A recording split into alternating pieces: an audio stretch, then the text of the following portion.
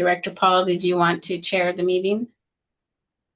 Oh, all right. I guess I will. Okay. So let's morning everyone again, and sorry for the difficulty getting started.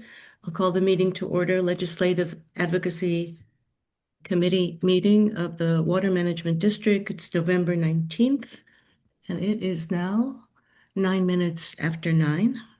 And let's do a roll call. Yes. Director Paul, Here. Director Oglesby has not arrived yet. And we have Director Riley Here. attending as the alternate. Are there any additions or corrections to the agenda? No, they're not. Okay. So are there any members of the public in attendance, Sarah? No, we have John Arriaga participating by telephone. Yes, okay. All right, then we'll move on to. Okay. Meanwhile, we can hear you, John. Yes, I have his mic open at the moment. Yeah. Okay, Oh, so I can mute him. the first item is the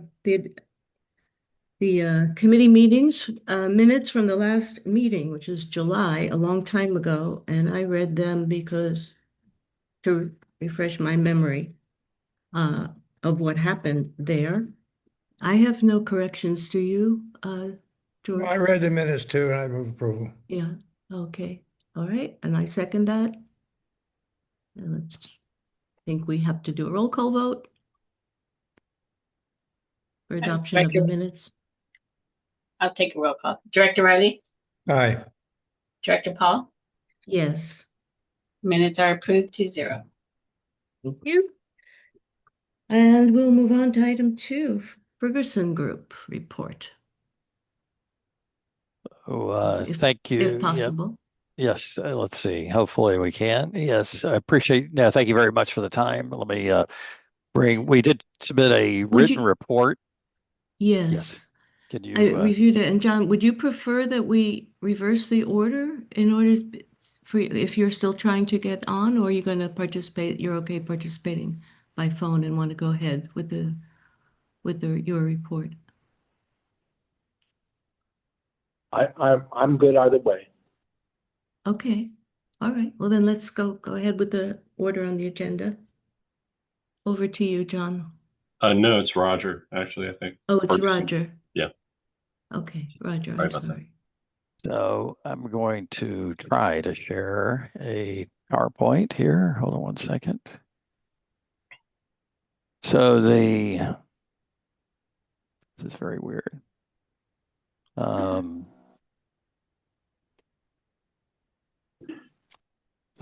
For some reason, this is not popping up. I apologize. Hold on one second here. We can see it on our end. Yeah, Chris has got it up. Oh, Chris has got it up. Okay, excellent. Okay, thank you very much, Chris. No, that's perfect. Yeah, good to have backup. So anyway, yeah, thank you very much for the opportunity. Go to the second slide, the next slide. So just going to give you an overview. And then as everyone's aware, it seems like a long time ago, but just a few days ago, the 12th,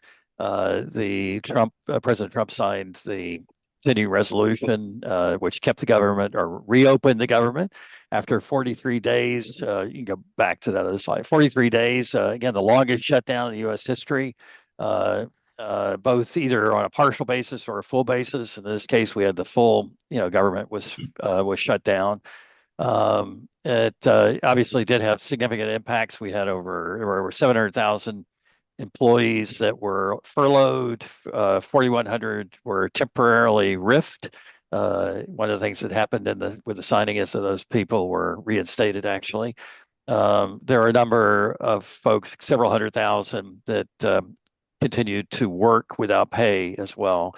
So in any case, the House finalized that vote, and it was approved. The bill was approved, and again, the continuing resolution it keeps the government operating through January 30th of 2026. And it obviously is not without some impact too. I mean, significant amount of economic activity that originates at the federal level is impacting GDP. CBO estimated that will have a 1.5%, up to 1.5% impact on gross domestic production during the quarter. So in any case, a significant impact. But now in the end, it obviously was approved, and the government is back operating. You go to the next slide. On the in terms of the details of the package, it not only extended the government and keeps the doors open, keeps things operating again at FY25 levels through the end of January, but the bill also included 3 separate appropriations bills: the Agriculture Appropriations Bill, MilCon, VA, and Legislative Branch. And we'll talk about why that's significant in a minute, and touch on why the district would be concerned or interested in that. In terms of the federal employees, the back pay was restored. Again, those 4,100 roughly employees that were RIFT have been reinstated at least through January 30th, and then number of key programs that are routinely extended, and certainly critically important to some important to the district and important just generally. I mean, things like the National Flood Insurance Program that was extended again through January 30th until the next, till the expiration of the current CR, as well as a number of other programs, including temporary assistance for needy families. Go to the next slide. So I'm going to turn it over to Chris. You can talk about this, but there were again some significant benefits to the 3 appropriations bills being included. And Chris. Yeah, so just kind of taking over. We're still a long ways out from finishing this FY26 funding package. But what is important to note is that the agreement that they passed in the government shutdown included 3 bills. It starts and kind of sets the course for a bill that's important to the district, and that's the Energy and Water Development Bill, which holds the request for the stormwater diversion and recycling project. There's a bit of a food fight happening between the appropriations chair and the Senate, and the subcommittee chair for the Energy and Water Development Bill, and that is that they don't agree on the top line spending number. So Susan Collins, the full appropriations chair, and Senator Kennedy are going back and forth to settle on those numbers. Senator Kennedy wants to reduce specific spending within renewable energy and other programs, and that's just Republicans' internal conversation. So we should see some level of conversation in there. There's momentum and a focus from both Senate Majority Leader Thune and Speaker Mike Johnson to get these full year bills passed. They want to not have a shutdown be a conversation come January 30th. So that's a focus that they're going to be working on over the next couple of weeks. As noted on the bottom, there's only 17 session days left. So, and I think that number is outdated today, but that'll put an additional level of emphasis on the work happening there. But it's good news to report that both Senator Padilla and Schiff are carrying the request for $750,000, and will continue to push for it. They've Go ahead. They've been on vacation for 43 days, and they're only going to be in session 17 more. No, that's the House. The House is actually in session through Friday. The Senate is going out of session, I think, today. So they're even fewer days, but they will be in session for 2 weeks, 2 full weeks, or maybe I guess it's 3 full weeks in December, and through the 19th. So it is these full year bills. Are these negotiations between the House and the Senate, or does the Senate have to get theirs? Okay, so that differential in EI spending was pretty significant between the Senate and the House, way back, I don't know, 9 months ago. So they're in discussion to resolve that as well, and a signature will emerge. Yeah. It's a little, let me just say a couple of things. One is about that. I mean, we don't really know what the Senate number is on environmental infrastructure yet because they haven't released their draft bill even. Yeah. We've got $9 million pending on the House side. So we got, some, I think it's around $9 million pending over there. But in any case, it's, some dollars that are pending there. Usually we have more on the Senate side.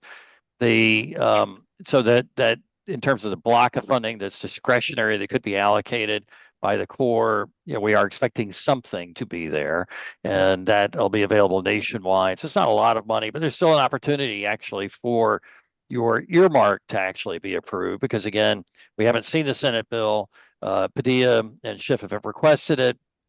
And you've got unlike many projects out there that are in the environmental infrastructure space, you have a project that the Corps has expressed capability to do through the San Francisco District Office. Dave's done a great job staying in close touch with them, making certain that all the district has done everything possible to make sure it's on the list of things that can be done, and so we should have a favorable recommendation back from the Corps to the committee on the Senate side, indicating that they can proceed with that, and so we have a chance there.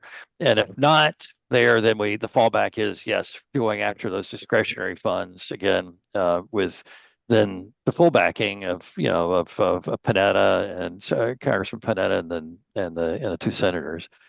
So one other thing to emphasize here is that earmarks were included in those first three bills. And so because of that, again, that's the clear pathway. That sort of makes it clear that everybody's going forward with earmarks in the FY26 process. As you recall, the CR for 25, we had a continuing resolution, full year continuing resolution for FY25, and there were no earmarks included because of that.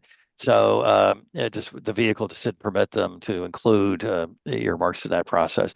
So, that's good news. And to Dave's point earlier about our folks talking on a bipartisan basis, those discussions are actually occurring on individual bills, including energy water bill, between the Republican and Democratic majority, minority, basically chair and ranking members, House and Senate side.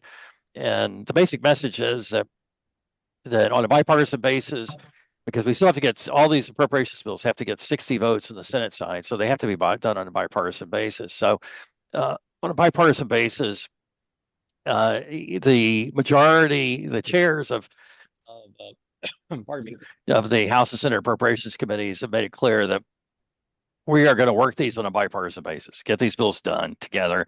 And the way that they're going to get done is basically staying in the appropriations committee itself. And that's what they're committed to doing. And that's the reason we have greater confidence that it'll all get done between now and the 30th of January. We are hearing that things are just taking a little longer than they had hoped. The speaker and House leadership team had wanted to try to get one package of these bills at least done by in the 17 days, but that's not likely to happen. What we're hearing, this is just because it requires unanimous consent on the Senate side to bring it up on an expedited basis, and we probably are going to be in January. All right. So as we move ahead to just some bills of reference, the first is the Every Drop Counts Act. This is something that got a level of traction behind it, which is good to report. We just kind of highlighted bills over the last couple of legislative committee meetings. Today, we can report that this bill is set to have a legislative hearing before this week closes. It was referred to the subcommittee last week, and we'll have a legislative hearing before the week closes, unless any changes. And that's a bill that as you see with this great graphic on the side here, would modify small storage programs and increase the size and cap for groundwater recharge programs and projects, and also provide additional eligibility to ensure more groundwater projects can apply for funding and are incentivized to recharge depleted aquifers. So that's a bill that we can expect to see continue to gain traction on the House side, and then we'll see if it's included in a larger water package, or individual movement as it goes on through the legislative process. And then here are a couple other bills of note. Excuse me, Chris, Yes. sorry to interrupt. Could I just ask a question about um, those potential funding? Could it help to fund any portion of the plans under the California Groundwater Sustainability Yes. Act? Yes.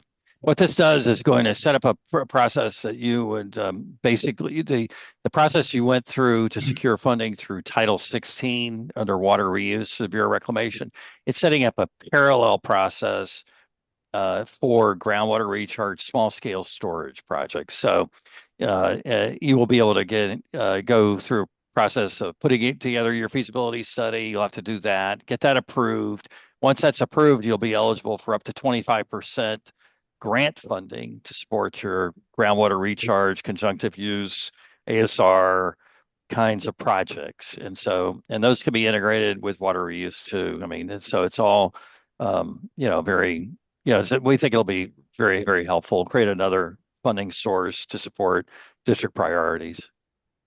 Oh, And, that and would we're be following terrific. it. There's less applicability to the pure water injection, but it would be a good place for that fifth ASR well, or actually third, because the two ASR wells that Cal-Am has don't inject at this point.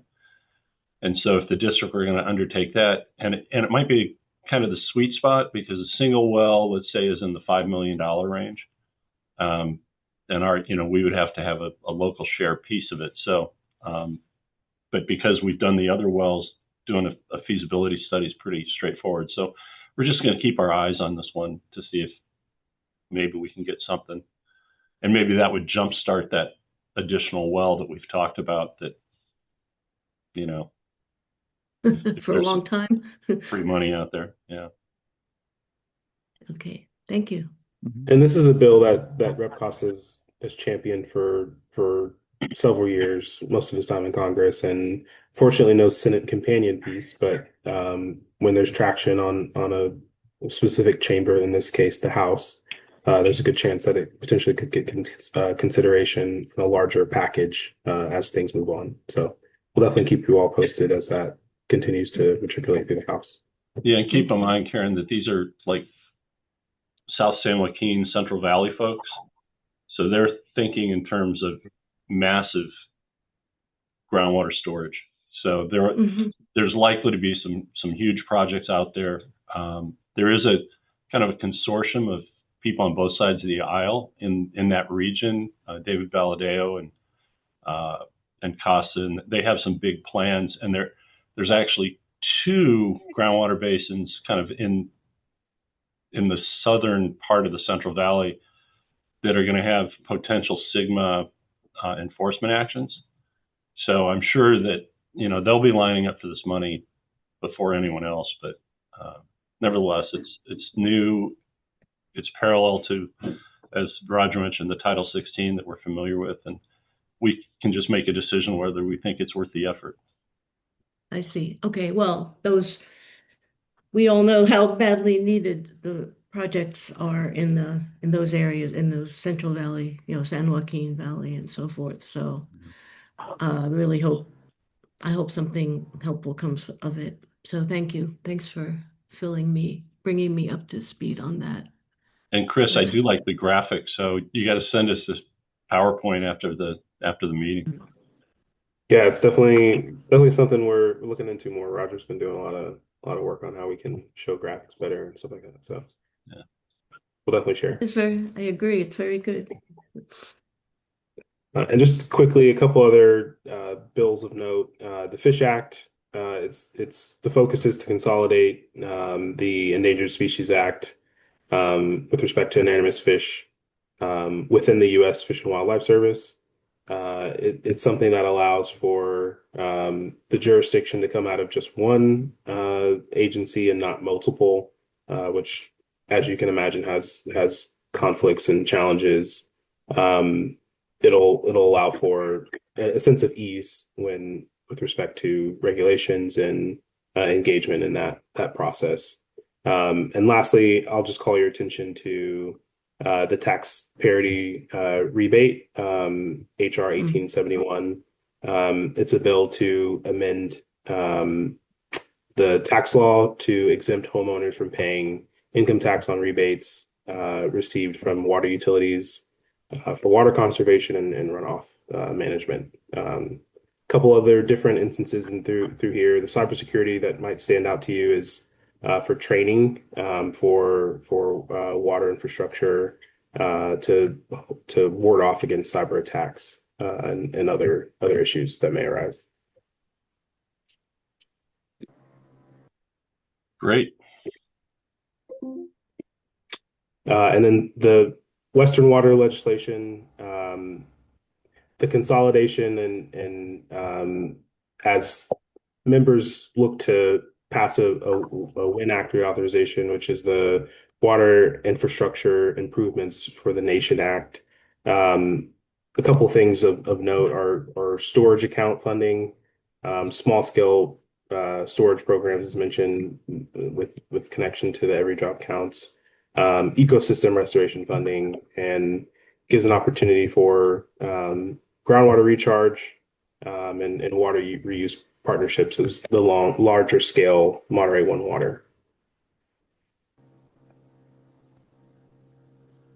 I'll pass it back to Roger. Great overview, Chris. I appreciate the presentation here. Yes. So in terms of, in addition, in terms of regulatory and regulatory updates, there are a number of other things that are happening in DC that, particularly now with the shutdown having sort of getting past that issue, that will get full attention between now and the end of the next session, the end of this Congress, which will be at the end of calendar year 2026. So NEPA reform is getting a lot of attention. And so there is actually a bill that the chairman of the House Natural Resources Committee wants to bring to the floor in this 17 days between now and the end of the calendar year before they go out of session. So we'll see if that happens, but that would provide is intended to sort of to jumpstart the debate, the consideration, House and Senate consideration of bills that will help streamline the whole NEPA process. It's getting there's a lot of bipartisan interest in this.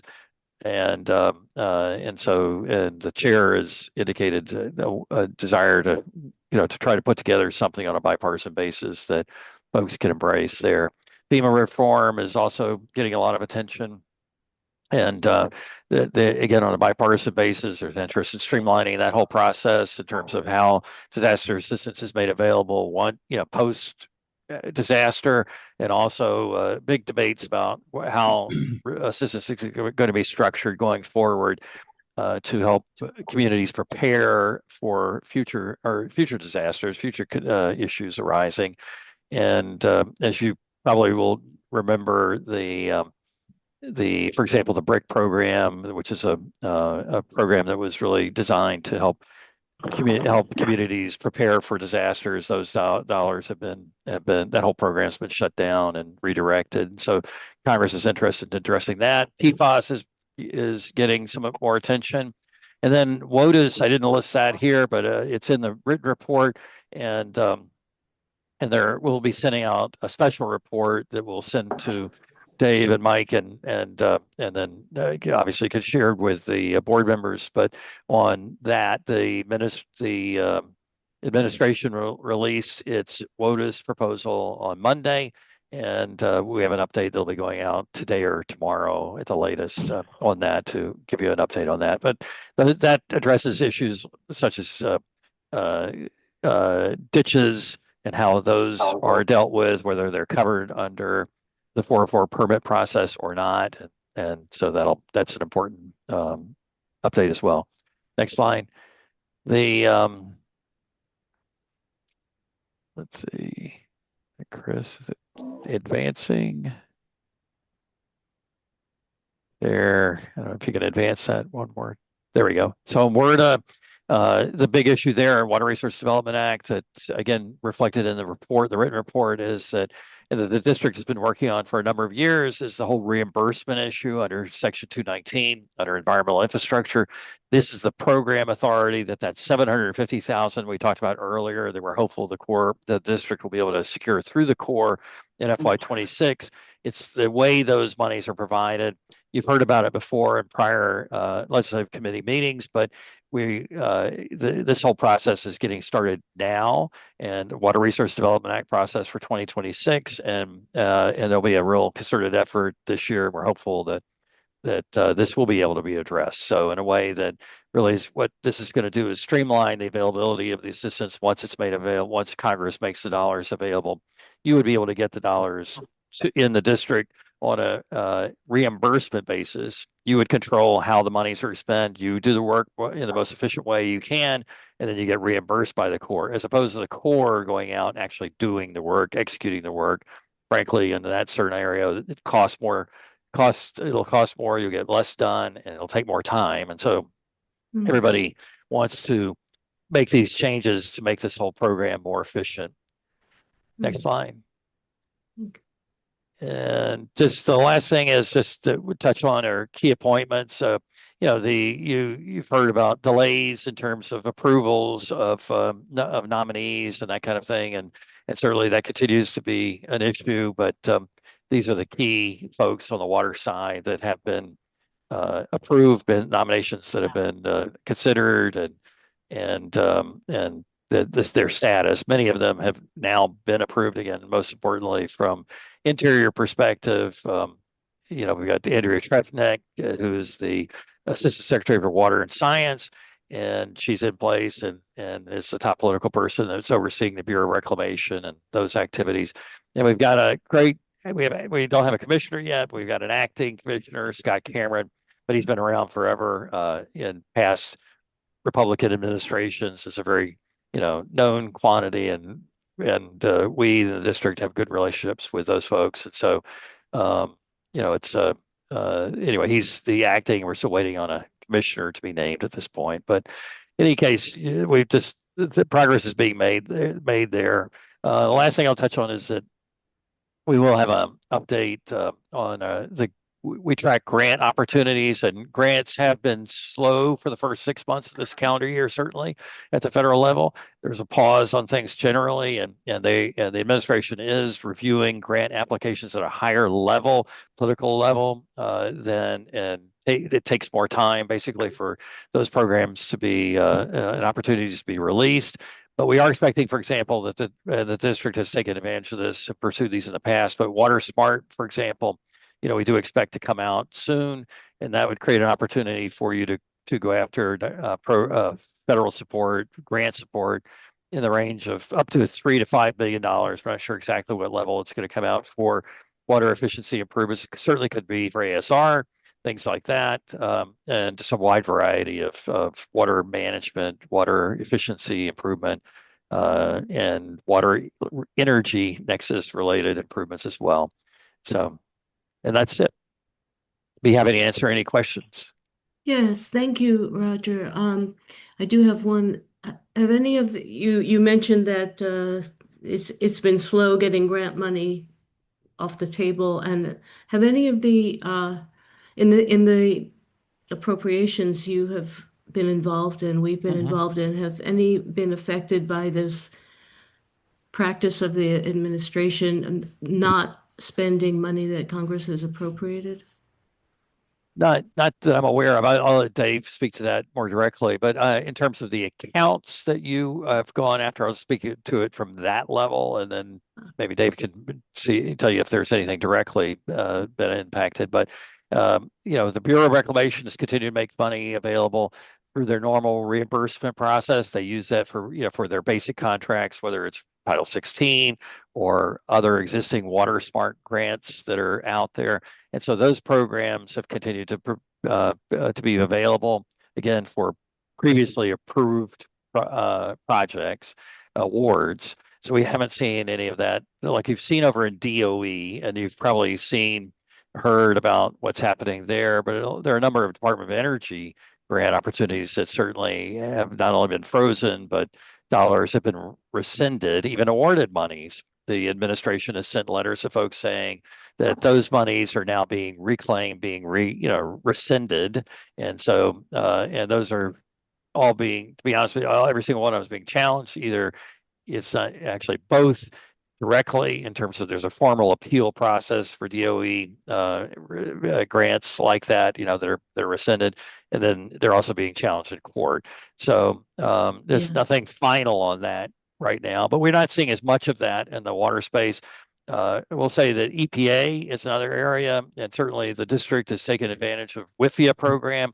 There's been a big slowdown, and it's very, very slow with in terms of awards, and it's not missed that, frankly, a lot of actually California as a state is taking advantage of the WIFIA program to a greater degree than any other state in the country, and there's been quite a bit of scrutiny on review of existing WIFIA applications that are pending in the state of California, and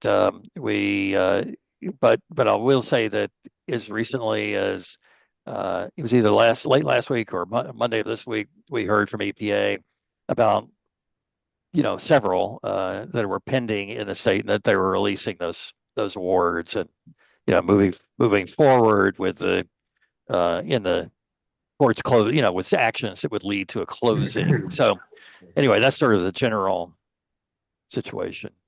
Thank you. Yeah, I think Roger captured it. And it was crucial. Mike was involved in getting the WIFIA loan consummated, and the whole key was getting the agreement signed. And once they were signed, they were going to get honored, and they did on the federal side. We are seeing on the state side that they're starting to kind of repo money that if you didn't spend it by February of 26 coming up, you're going to lose it. And we've got one here locally on the state side that's at risk. It's not ours, but it affects source water for pure water, and that's City of Monterey. They've got some state matching monies that they've been told are going away, and there's a couple of last minute things that are being attempted, but we're not very optimistic about it. Thank you. Two other things before we let you go, Roger. Do you remember Gray Payne over at Reclamation? I understand he retired like at the beginning of the year. Do you know where he retired to geographically? I do not. I can find out though, I'm sure. Yeah, just curious question. Sure. And then the second one is we have a call scheduled for tomorrow morning. Given that we're having this meeting now, I think we can skip that call. So okay. You want to cancel it when we get off? Okay, we'll do that. Great. Well, thank you very much, Chris and Roger, for all of the work you're doing and for updating us. It's our pleasure. Thank you so much. It's tremendously valuable to us. It's our pleasure. Thank you so much. Appreciate it. Thank you. Well, thank you for making something complicated a lot more understandable. Good. Well, it's our pleasure. Yeah. You summarize it well, and I appreciate that too. Yeah. Thank you. Likewise. All right. Take care. Thank you. Have a good rest of your day. Thank you. All right. So we can now move on to our state report. Is this going to be you, Laurie? Am I Oh, still Laurie, you're on? muted. Laurie, you're muted, but John, you're not. Now you are. Sarah, unmute John. I'm unmuted, correct? Yeah, you are. Yes, but now is we can John hear going to you. start you off, or were you going to start off? We could do whatever. I mean, I mean, it's now, the bar's high. Try to making all this complex stuff look manageable. Hello. Hello. Oh. Yeah. And let me just go ahead and briefly get this started. From the last time we spoke, we were just getting through the budget process, and there were still a lot of questions as to where we were going to land at the end of the year, with Los Angeles still not sending in their tax returns until October, and Lori's going to talk a lot more about that. So I won't go much into that. But just in general, the legislature did adjourn in September, and the governor had up until the middle of October to sign any bills. So we've gotten through that part of the year. I will say that immediately thereafter, I mean, or through the month of October, the legislature, at least the Democrats, were consumed by Proposition 50. Anytime we tried to get a hold of any member and others, it was almost impossible. But now that that's over, we're beginning to look more toward 2026. And we have provided you a detailed legislative end-of-the-year report. If you've had an opportunity to go through that and have any questions at the end of our report, just bring them up then. I think we're going to try to focus a little bit more on the issues that are being carried over in this two-year session, which begins again on January 5th.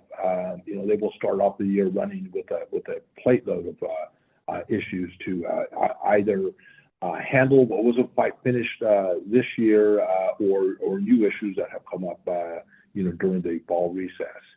I think in general, the themes that were dealt with this year, of course, the budget and the fiscal condition, the state-based notable budget challenges, including deferrals of short-term fixes, energy and climate issue policies surge. There was a major energy clean air package that was negotiated in the final weeks. Housing and housing production again drew a lot of attention. With legislation targeting permitting, environmental review, and production expectations, environmental streamlining and reform of major regulatory issues, often controversial because there was accelerating a lot of those CEQA issues that were holding things back and rolling back a number of the things that have been passed in the future.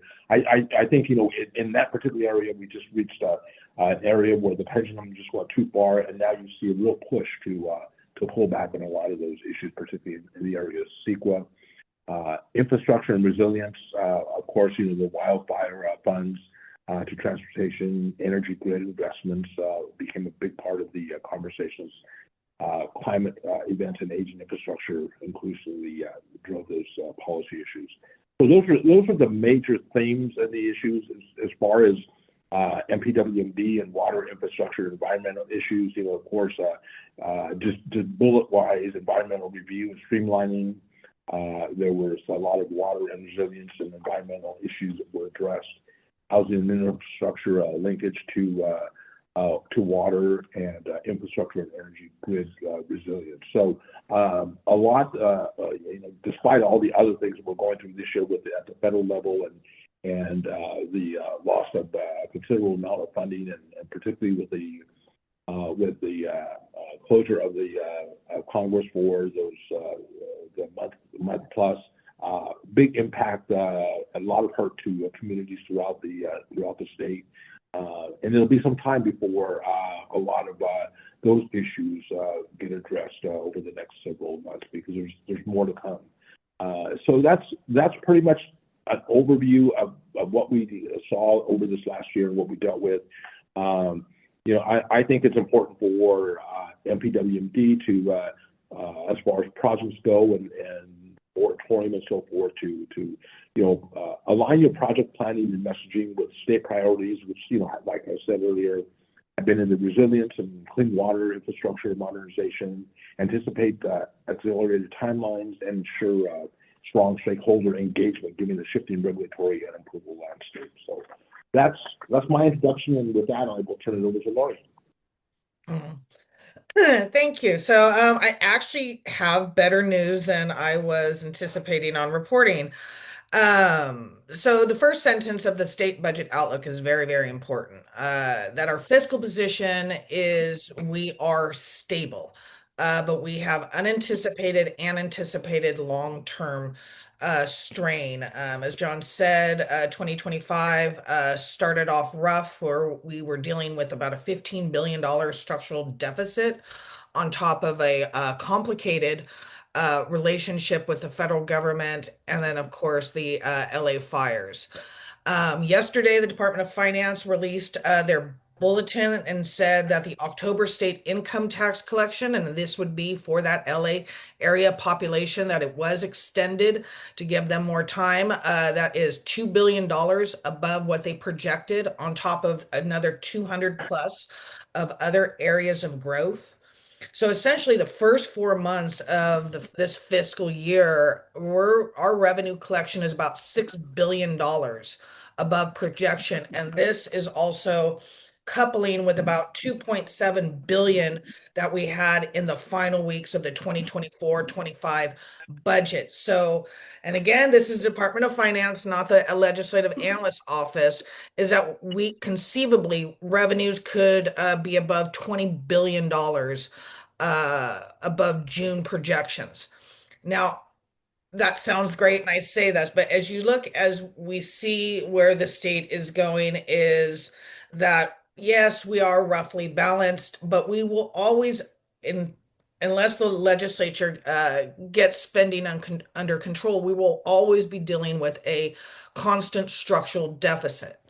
So the state is currently at about a 4% growth, where our expenditures are at 5.8%. And so you can see how the math doesn't really math. And then we also have the uncertainty of any disaster funding, that for future disasters, but also the money that we are owed by the federal government for prior disasters. And then, of course, we have the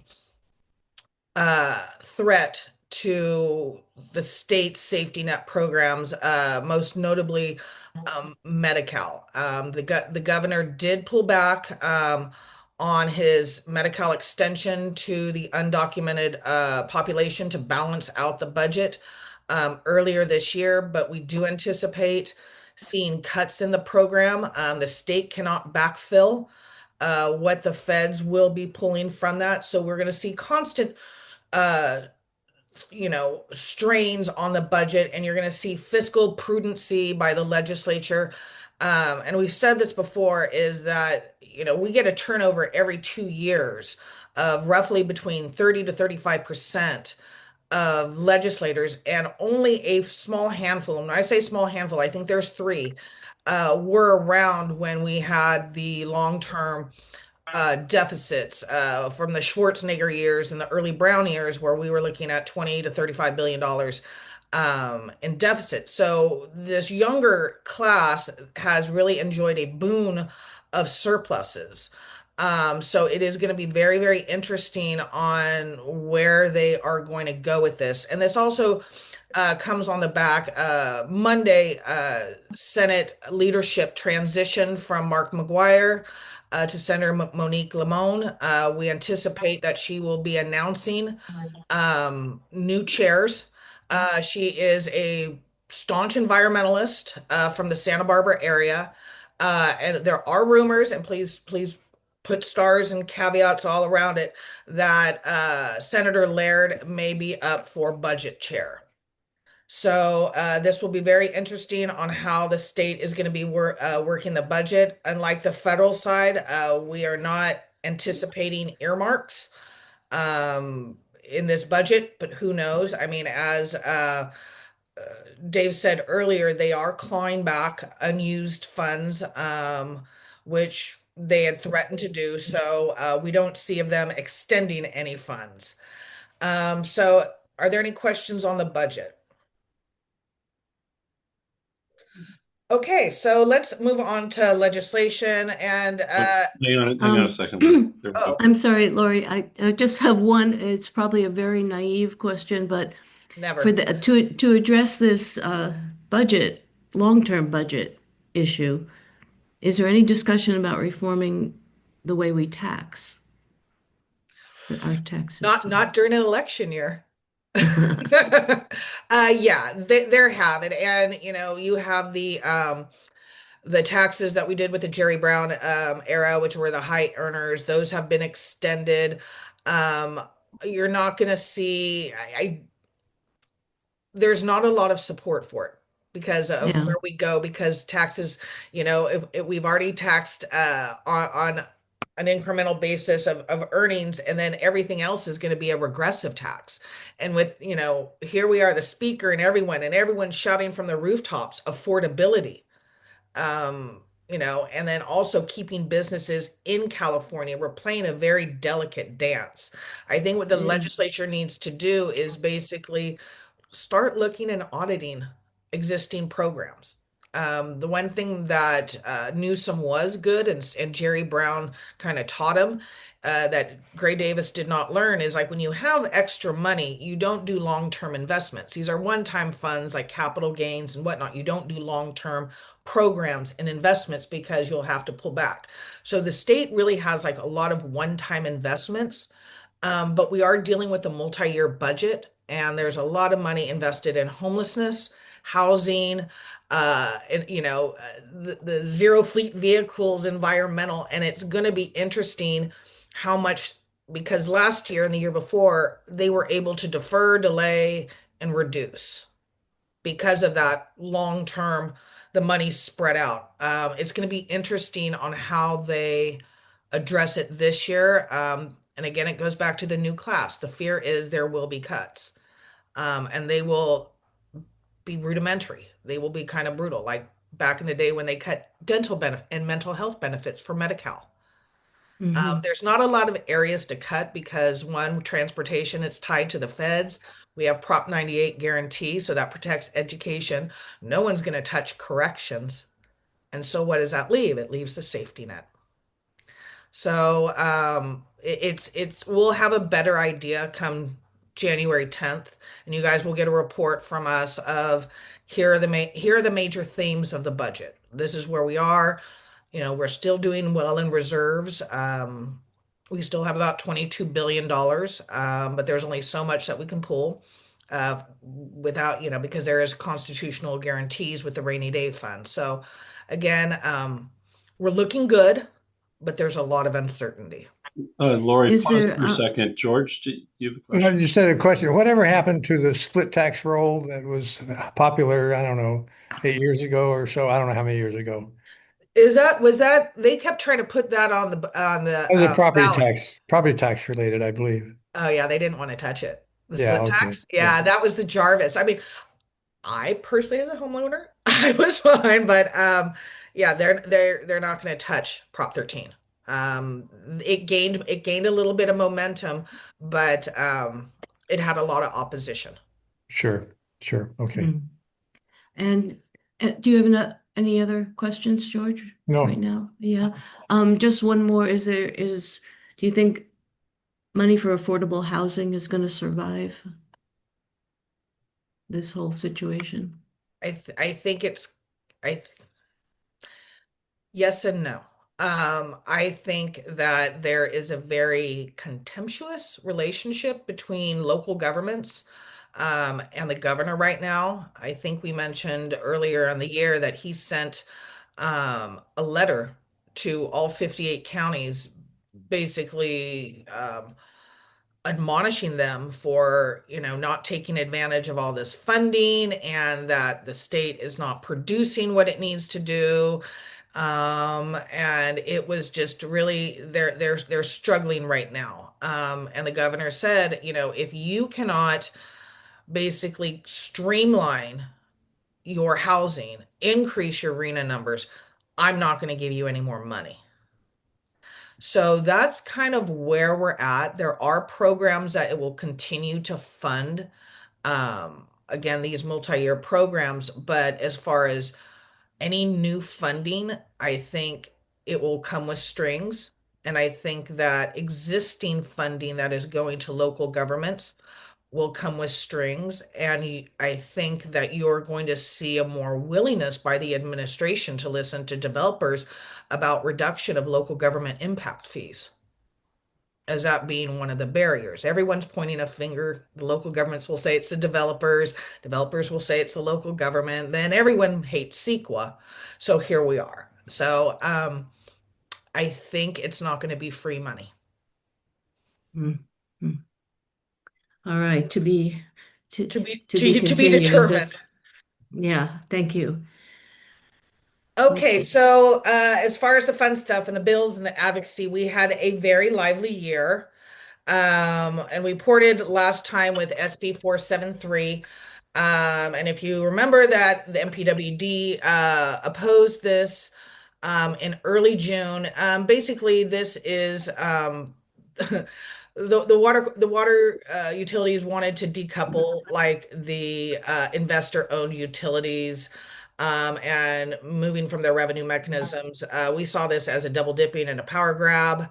And so what essentially, working with both Dave and Mike, who were extremely great, we partnered with the Public Advocates Office, which is basically the consumer arm of the Public Utilities Commission. We were literally the only opposition to a multitude of every water agency supporting it, as well as unions. And where we left off last is that the bill was being heard in appropriations. And so What's with the bill number again? yeah, George, SB 473. 473. Okay, thank Yeah, you. and just there's an exhibit under my item 4B, and that is the summary of the letters we submitted, and then Right. Yeah, I saw all those. Yeah. then Lori was our physical presence in front of these folks and working behind the scenes and talking to, as she mentioned, public advocate's office and so forth. Okay. And I saw that you actually testified, Dave. No, I think Lori did Yes. yeah. So You on did, our Lori. behalf. Yes, I did. And so that was during the first committee. It kind of sailed out under everyone's radar in the Senate, but we perked it up in the Assembly, gave it a real nasty run for its money. The hearing was actually an hour and a half, which is, from my historical recollection, that's really kind of unheard of. So we knew we were able to damage the bill and to really kind of poke holes in it, of utilizing some of, of my John and our relationships outside of MPWMD's legislative delegation of posing these questions, of poking the holes, and with certain legislators, and we found it to be very successful. And so, since the last report out, the bill was in Appropriations Committee. It did not meet the $1 million threshold to basically be an automatic veto by the governor. So we were really concerned. But coming out of that committee, there was a little sparkle in our eyes, and so we did a lot of targeting advocacy with some of the members on the committee, and especially with the committee chair Buffy Wicks. And it all came down to is here you have the speaker last December, and he said the number one issue, and again, taking a real hard look at the results of the federal elections, that affordability has to be on the forefront of their legislative agenda. And here we have a bill that essentially the proponents could not guarantee. They were saying, yes, it'll reduce people's bills and it will enhance water conservation. And then you have the PUC basically saying, look, we did a 10-year pilot project. Absolutely none of this is true. And so we were able to have doubt where we were able to get the bill held in Assembly appropriation. So it is not a 2-year bill. It is officially done. However, I say that it does not mean that they cannot reintroduce it in 2026. So we will be taking a scrutinized look when I start going through all of your legislation. So, but that was a big win for MPWMD, and again, I want to thank Dave and Mike. They put together a wonderful, basically 20-page background document that was sent out to everyone that would listen, and it had a real meaningful impact. So, And So Karen, do you remember I'm sorry. Richard Rushmeyer? Yes, of course. Yes. So that was it. Richard and the Public Advocate's Office newly hired lobbyist who was Annabelle, which took her a while to get her feet on the ground, and us. And So it was, and they were a little behind. Their Sacramento lobbyist position was open when it first went to the Senate. So they didn't have anybody in Sacramento to come say we oppose. Their letter was a day late through the portal, so it didn't exist. You're talking about the PUC's Yeah, lobbyist? the Public Yeah, Advocate's yeah. Office, the old DRA. And Oh, so but the they had, PUC has, okay, I wasn't sure if you're talking about the Public Advocate's Office or the PUC lobbies. Okay. yeah, so Oh, the yeah. Public Advocate's Office was slow at the beginning. Then when it got to appropriations in the Senate, the PUC's lobbyist entered with a, hey, wait a minute, this is going to require people and cost. And as Lori said, it didn't meet the $1 million threshold, unfortunately, but it was still a warning sign that, hey, we're going to have to staff up to deal with looking at decoupling issues in our rate cases and so forth. So the PUC was caught a little flat-footed. The Public Advocate's Office was caught a little flat-footed. But in the end, as Lori mentioned, when it got over to the Assembly side, we were firing on all cylinders. But it was really just the two of us, Public Advocate's Office and the district. And so afterward, Richard called, and we were both taking a victory lap because it was really, we felt outgunned, outmanned. And then the CWA, the investor-owned utility, water utilities, had their conference down here just 4 weeks ago now. And I spoke to the head of CWA, who used to be CalAM's lobbyist, a woman named Jennifer Capitolo, and she had been in both the Senate committees promoting the bill, of course, on behalf of their association members. And there was a very unspoken kind of nod to the effort. So they knew what we did, but everyone was a gentleman about it. But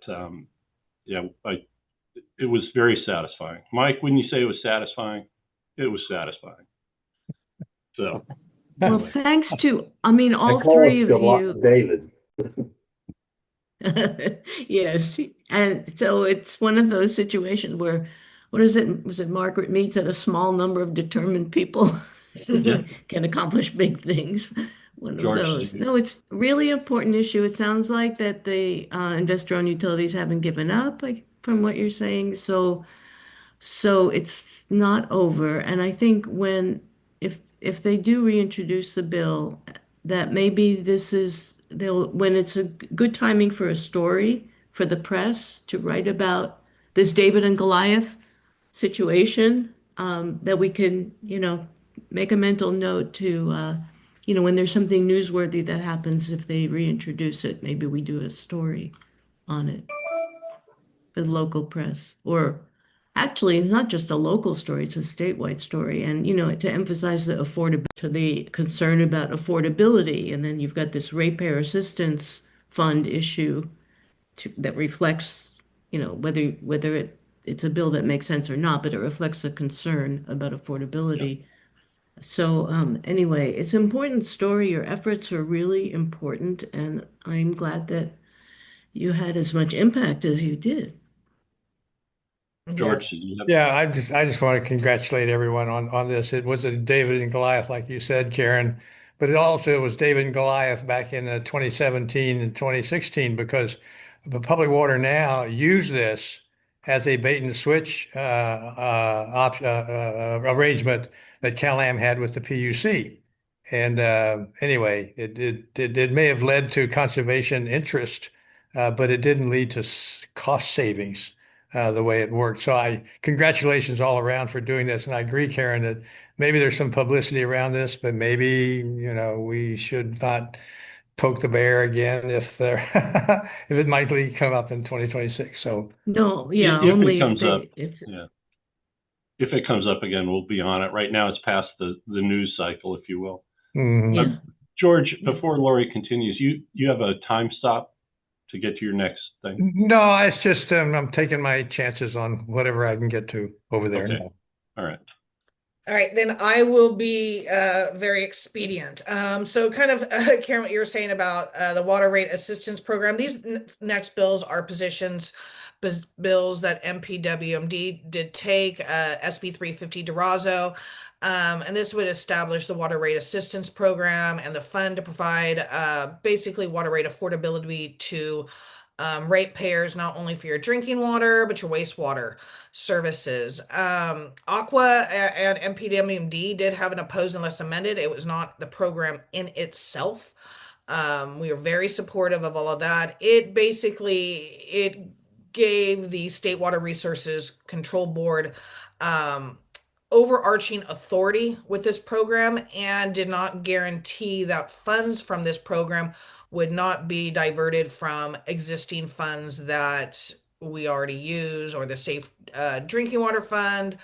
And so it wasn't a very well written bill. It was a very thoughtful bill and it had great intentions. But they say the path to hell is paved with good intentions. It just wasn't Yeah. crafted properly. And so we're hoping, we had discussions with the author's office and hoping that she does reintroduce this with a little more safeguards that, both the district and Aqua and the other, municipal agencies are comfortable with. So that bill was actually held in Appropriations Committee. The next bill is SB 394. And this is dealing with water theft. And this was an Aqua sponsored bill that allows utilities to bring civil actions. And that basically you can establish your own ordinances and fines from water theft from a fire hydrant. So we worked in coalition with them. The next one is SB 454 by Senator McNerney. We've been seeing this for many years, especially around a lot of the contamination discussions, whether it's Chrome 6, arsenic, etc. And now we have PFAS. And so basically it was going to create the fund and that would be authorized by the legislature. And so basically it would be a grant program available through the State Water Resource Control Board for this treatment of the PFAS. It was vetoed due to cost constraints. We do anticipate this bill coming back. And again, we look forward to working with Aqua and the municipal agencies on this one. So the last bill is the bill that I has been racking my head with everyone this year, and this is the open meeting bill SB 707 by Senator Durazo. So a lot of the open meeting provisions that were passed during COVID, dealing with teleconferencing, agenda posting, you posting your address, video bombing, all of that you had that was piecemeal during the COVID era are expiring December 31st, 2025. And so the goal for some people was to basically, let's just extend the sunsets for these bills. However, Senator Razzo, who is chair of Senate Local Government Committee, said, let's just do one catch-all bill. And so this bill is massive and basically overhauls how local agencies do their meetings around the Brown Act. So this was not a bill that we took a position on, and it was very interesting. We worked with CSAC, the Special Districts Association, as well as the league. CSAC the counties took a support position because they knew the bill wasn't perfect, but it could be a whole lot worse, and that the senator had negotiated in good faith. The cities, the league took oppose a position, and again, they have different internal workings of how they take the positions, basically saying that this was onerous. Now, we did not take a position, but had many conversations with Dave of, this, especially with Monterey County, because it is the 1-2 counties that has 20% or more of your population is limited English proficiency. So the county would be impacted more. And so looking at, working again with Marcus Detweiler of the Special Districts Association and Eric Lawyer from CSAC, of really kind of narrowing this down to essentially exclude us. So we were very successful of basically being exempt from the provisions of this bill. Not only with we worked with the counties of increasing the county size, of taking a lot of the suburban counties out of it. I believe Monterey is at about 480, around that number, but also look at the employee size that we're really talking about large special districts, that we're not talking about, small regional districts. So we were successful in exempting the district out of these provisions. So that was another win for us. So what is the threshold size now as what is the threshold for being subject to the new requirements in terms of number of employees? 200 full-time. Uh-huh. Okay. So, and once the special districts got this and the counties got the 600, they kind of backed off in so much threatening opposition that they were really where she had everybody, and then we really kind of trimmed it up. So yeah, we got ourselves out of it.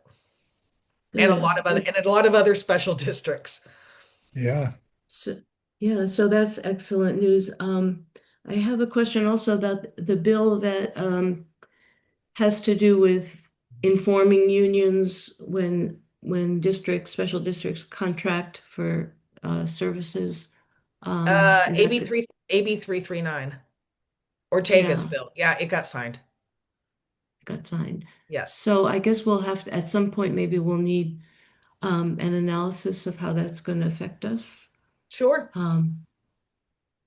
I mean, if it's already signed into law, maybe that, well, either you or our general counsel or at some point we'll need to be informed how that's going Yeah, to yeah. Yeah, impact our operations. Yeah, I think it may be on our side to analyze that, Lori. yeah. So while I'm not a lawyer, I can provide a abstract overview of, you know, how this will impact your contracting, daily operations, etc. I think if you want to go a deeper dive, then yeah, I'd be your legal counsel. But I am more than happy to provide that for you. Cool. Okay, and I have a question about SB 742, Perez. I don't, which is the very last one on your list of bills. I don't understand this. It just says the California Water District Law provides for the establishment of water districts, etc. And then this bill would state the intent of the legislature to enact subsequent legislation. But I mean, what is the purpose of the or intent of this bill, and why was this bill even introduced? What's it there for? Give me 1 second. I've got to go into our system. It's to enact subsequent legislation related to the regulation of water systems and water districts. That's what it says on the chart. But it's like what? Yeah, what does that mean? Yeah. Yeah. 742. Just give me 1 second. Okay.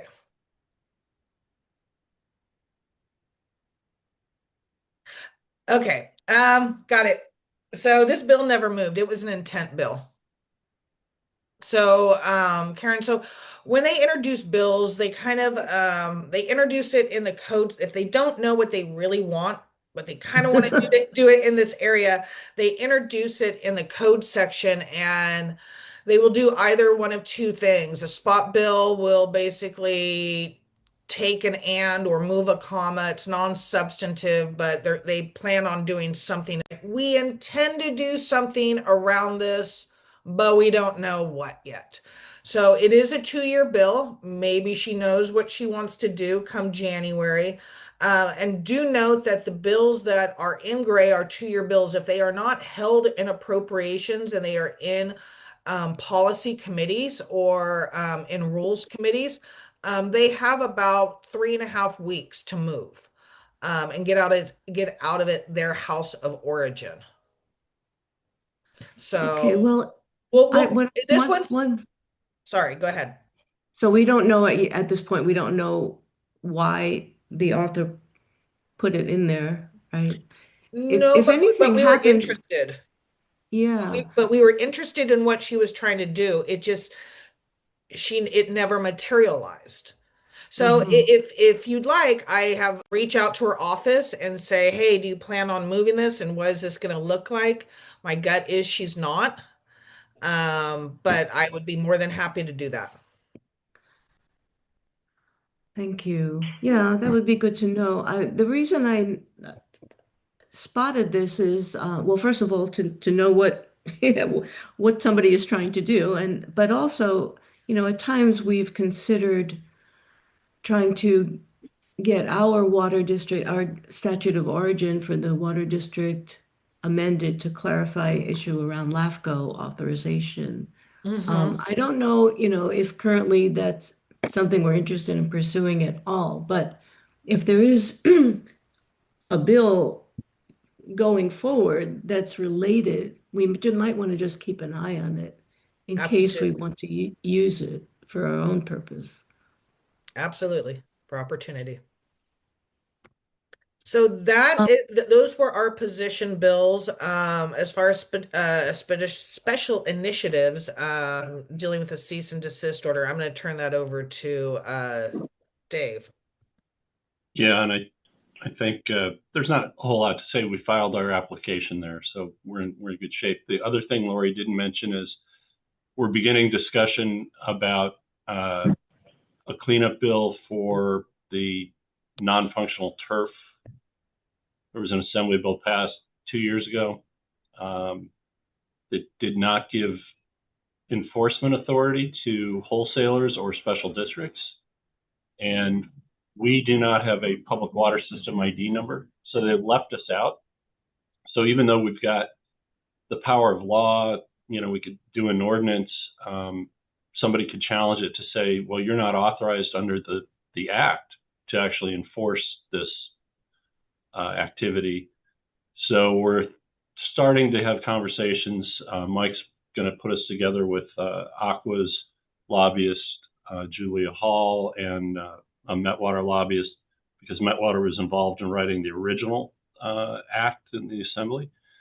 And just to see if there's any resistance to trying to clean up the language. And if there's not, then we'll try to convince Laird first and add a second to maybe carry this. But we're just getting started on that. We have more of an interest in enforcing that than obviously Cal-Am does.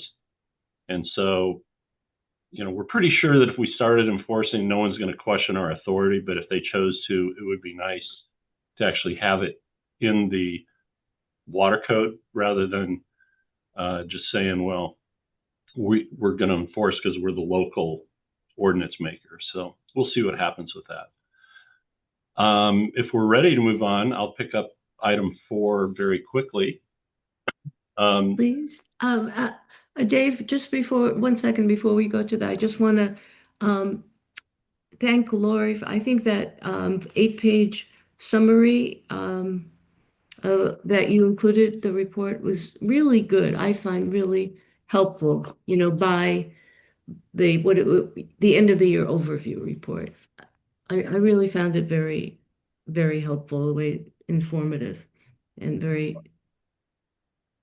I just Thank you. appreciate the way it was put together by topic, in addition to all the tracking of the specific bills. So I just want to thank you for that. Thank you. Great. So item 4, and this will be kind of presented to the whole board in December, kind of the year-end review. Want to highlight the first one. We received Aqua's Outreach Award, and that is in recognition of probably, I would say, 3 things: joining coalition letters of support, the fact that Lori and John, or one or the other, have been physically engaged in Aqua's regular legislative affairs meetings on our behalf, and some individual bills that we've weighed in on or made them knowledgeable that we've weighed in on, not the least of which is, that Senate Bill 473, the decoupling bill. And then from time to time, we apprise Aqua of what we're doing federally, or sometimes at their request. a federal effort. So that's a huge pat on our back. I mentioned in there, this is just a regional award. So that's our coastal region 5, which is Contra Costa County down to Santa Barbara County. But that entails a lot of big old powerful water districts. So that's a real nice feather in our cap. East Bay Mud didn't do it. SFPUC didn't do it. Santa Clara Valley Water didn't do it. And I know they have very active lobbying efforts. So it's a nice piece of recognition. In 2016, we were awarded it. And similar to that year, we did not apply for it. So this is a unexpected award. In 2017, we did apply for outreach awards and were recognized. Mike, you have a hand up.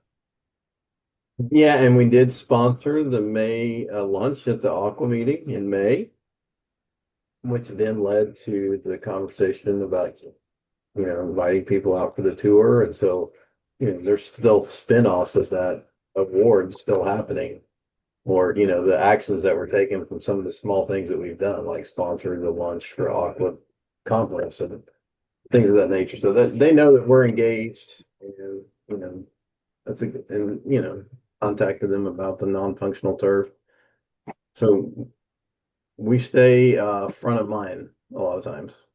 Yeah. And as we told the board on Monday, that visit by California Department of Water Resources, the water people in Sacramento all kind of talk to each other as well. So I like Mike's term, front of mind. We do our best to stay front of mind as much as we can. The second exhibit was about SB 473, so no reason to talk anymore about that. I did just want to highlight in the last 5 minutes of this call, I'm going to screen share here. And let's be sure to include this news of this award in the next board meeting. Yeah, this whole item will go to the board probably. Yes, and congratulations and thank you so much to all of you Dave, Mike, Lori, and everybody. It really is impressive. A small agency of 25 staff of around 25 people to do all of this. That's why we're exhausted all the time. Well, it's very impressive and it deserves to be known, recognized. All right, I finally found what I'm trying to share. Okay. And this will go very quickly here, but this is actually the exhibit. And I just wanted to, so there we go. Just show a couple of things. So Roger mentioned environmental infrastructure under the Army Corps of Engineering. Kind of going in reverse order, but in October we renewed our letter of interest.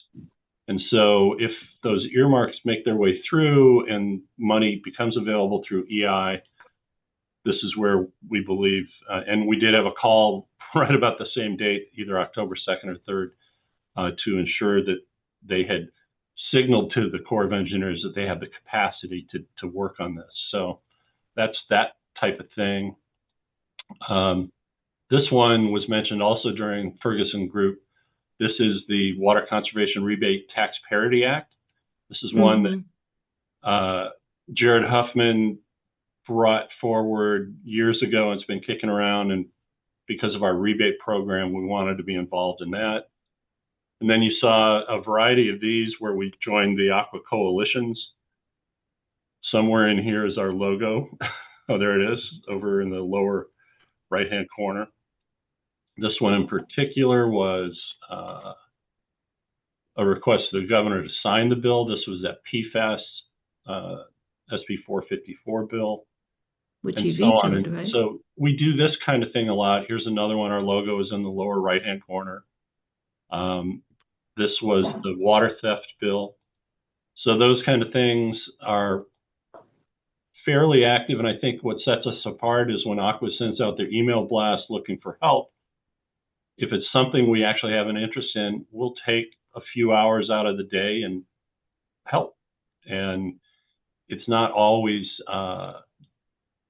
that difficult to join the coalition. It's more difficult to write and submit your individual letters for other things.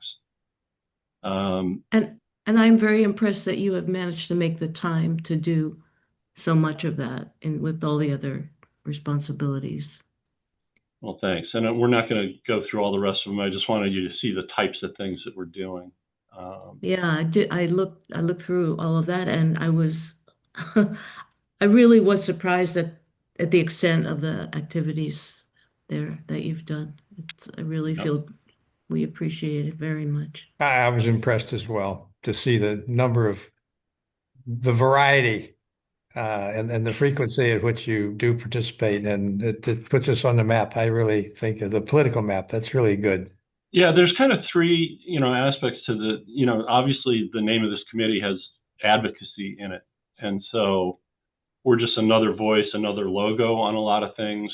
Typically, we try not to weigh in on things that we don't have a direct interest in, unless, of course, it's a courtesy to one of our local legislators, including, Rivas and Caballero, who still kind of have ties. They've been redrawn their districts, and they've moved a little further away from the peninsula. But from time to time, they'll ask for support, and we'll go ahead and give it to them because they're helpful to us. Mm-hmm. But in addition to that, sometimes we want something, and look at the whole effort that the Ferguson group did with us in trying to get the Bureau to rethink how it evaluates proposals for the Bureau funding resulted in finally a win after a few losses. And then once you get a win, you get to know the people, they get to know you and the project. And during the Infrastructure Act and a variety of the Biden acts to pump money back into the system, I can't tell you, it was like a revolving door at Pure Water Monterey of Bureau of Rec people coming with the signage behind them, and EPA people coming, and so that kind of thing, when we can get financial benefit, is still a big deal. That's where we ended up with the grant, the 4.6, I believe it was, for the 6th injection well that was a Laird earmark. So all of this, there will be years where we have no real need. We'll still do a lot of the advocacy part, but we're not, let's say, hunting for money or hunting for legislation. But it's good to have our friends in Sacramento and in DC to at least keep us informed, keep us knowledgeable, and then when we need to press them into service. So I'm with you on that. that's it. We're running pretty long, but yeah, we'll leave it at that. But yes, I'll bring that portion to the full board as a year-end review next month. Good. Yeah, good. Okay, well, I know everybody is probably anxious to wrap up. I just want to take a moment to for the items for the next agenda. I know we've talked about a few things that are pretty obvious. Excuse me, Chair. Did you finish your report on the cease and desist order? Yeah, there's not much to report. You're all aware we brought the application. We sent it out. We're now about 14 letters of support that we either have received or we know have been approved. I think that number's offloaded. It's probably more like 11 at this point. But okay. And we'll circle back around with that. Mike, you had your hand up. Well, we both went to meetings last night to promote letters of support, so it just doesn't stop. Yeah, I got the raw end of that deal. Mike went to Delray Oaks City Council meeting, was out by 6:30. I was still driving to Monterey City Council meeting that started at 7 o'clock, just on our one of two issues related to water. 3 hours later, they were done with the second issue. Oh my God. I lost that. I lost that coin toss.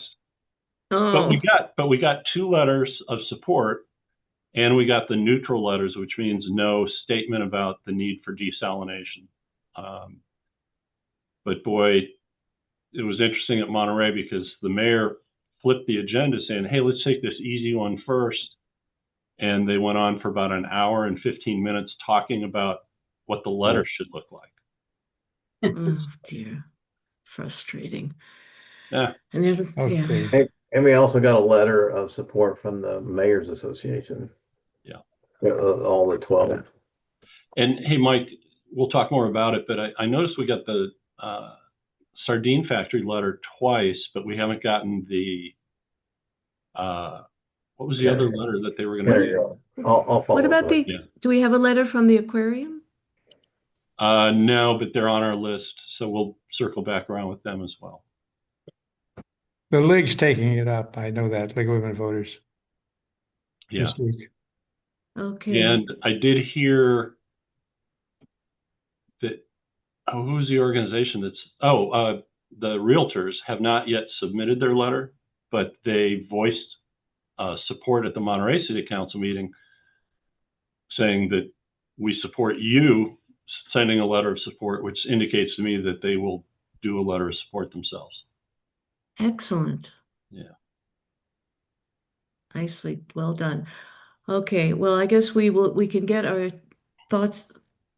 If any of us have thoughts about follow-up or items for the agenda of the next meeting, I guess we can email amongst ourselves and the committee and include Ian. Does anybody have anything to say about items for the next meeting, agenda items for the next meeting right now? Not for me. Okay. Yeah, we will provide an update on what we decide to do with the non-functional turf issue. Okay. Lori, I'm not going to do this afternoon, but sometime next week I'll call you about that Ortega bill, just to see what the parameters are. Yeah, And, I'll get you something, Dave, of just Okay. kind of like a broad overview. But again, I think if nitty gritty and whatnot, you may want to take legal counsel, but I'll just again do a brief abstract of it. yeah. Well, Cool. okay, we can adjourn. I want to thank all of you who did so much on all of these many, many issues. Really a lot of work by a small number of determined people. Well done. Adjourned. Thank you. And All right, Thank you, thanks, Lori. everyone. Thanks, Don. Thanks, Lori.